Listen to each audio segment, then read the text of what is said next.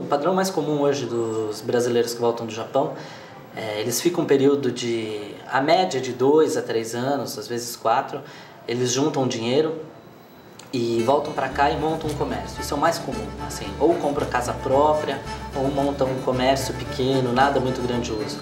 Principalmente franquias, não franquias enormes, franquias de médio porte, os decassegues dominam. Então, as franquias de comida chinesa em São Paulo, curiosamente, são todas, quase todas, 90% tocadas por ex-decassegues que voltaram. Então eles pegam, investem esse dinheiro e criam esses fast foods com delivery e tal. Essa primeira história que eu contei é a história feliz, dos que voltam e se dão bem e conseguem reconstruir a vida aqui e tal. Tem uma história triste, que é o lado triste da história, que assim, muitos brasileiros ficam lá 4, 5 anos trabalhando só em fábrica. E eles se acostumam com uma realidade japonesa onde não há inflação e a segurança é total, e é um país onde a honestidade é muito grande. Olha, tem uma coisa que eu falo para todo mundo, né? Que aqui no Brasil jamais daria para acontecer uma coisa dessa.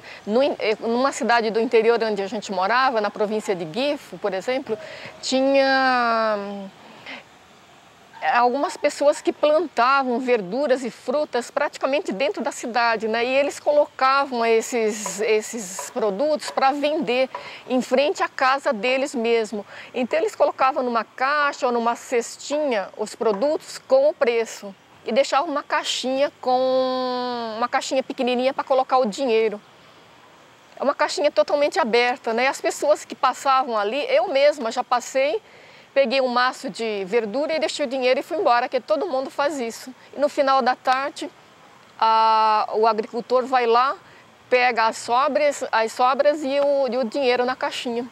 E aí o que acontece? Esse pessoal volta para o Brasil com uma boa grana, assim, sempre, a média que eles conseguem poupar varia entre 50 a 100 mil dólares, e eles voltam com esse dinheiro para começar um negócio no Brasil. E aí acaba não dando certo, porque um pessoal que ficou 5 anos trabalhando na linha de montagem e perdeu o feeling para administração de negócio, assim, não tá mais um cara bom para business.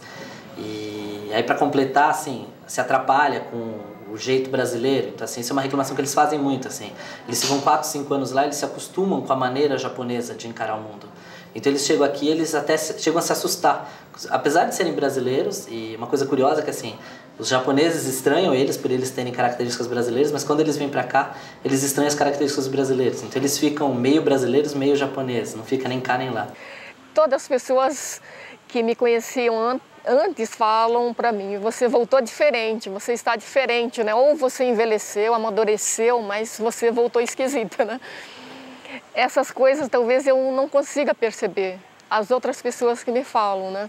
Eu voltei porque eu tive 2 filhos, eu queria que meus filhos crescessem como brasileiros aqui, não tivesse problemas de identidade, né? Como eu já estava tendo, eu achei que já estava na hora de voltar, de recomeçar aqui no Brasil, porque afinal eu sou brasileira, eu queria voltar a ser brasileira. Foi bastante complicado isso. Então, quando eu voltei para cá, nossa, o Brasil para mim parece que era tudo diferente. Um simples cafezinho lá no bar do Seu Joaquim, para mim era muito importante. Um pãozinho, aquele crocante com manteiga, qualquer tipo de coisa para a gente era muito importante. Então, porque a gente, quando vai para fora, a gente vê que o Brasil é realmente um país maravilhoso e que nós, descendentes de japoneses, os Nikkeis, os decassegues, quando lá, com certeza volta com uma concepção bem diferente do Brasil e carregando mais essa cor verde e amarela.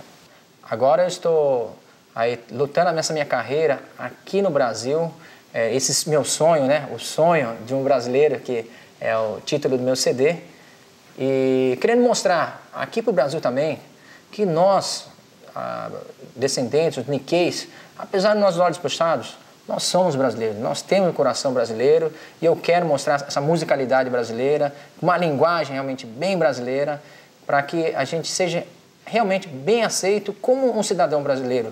E não só aquele estereótipo dos japoneses, o japonês, pasteleiro, tintureiro, peixeiro. Não, nós hoje estamos bem mais assimilados a essa cultura brasileira e que estamos bem diversificados essa cultura. Então, através da música, eu quero mostrar, como eu mostrei lá no Japão, que nós brasileiros, que eu lá sou brasileiro, sou considerado como estrangeiro, também assumimos tanto a cultura japonesa quanto eles, porque lá nós fomos muito discriminados. Os brasileiros que foram lá, durante muito tempo foi discriminado. Então, através da música, eu consegui, de alguma forma, tocar lá no fundo dos japoneses e eles pensassem, poxa vida, eles não são tão, assim, radicais como a gente imaginava.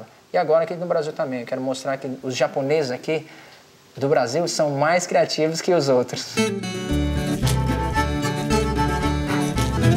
Vamos dizer assim, os descendentes, né? Hoje eles estão mudando muito, eles estão abrindo mais, se expondo mais, né? As suas ideias, os seus pensamentos. Ainda talvez falta um pouquinho mais dos descendentes a se liberar mais, se soltarem mais.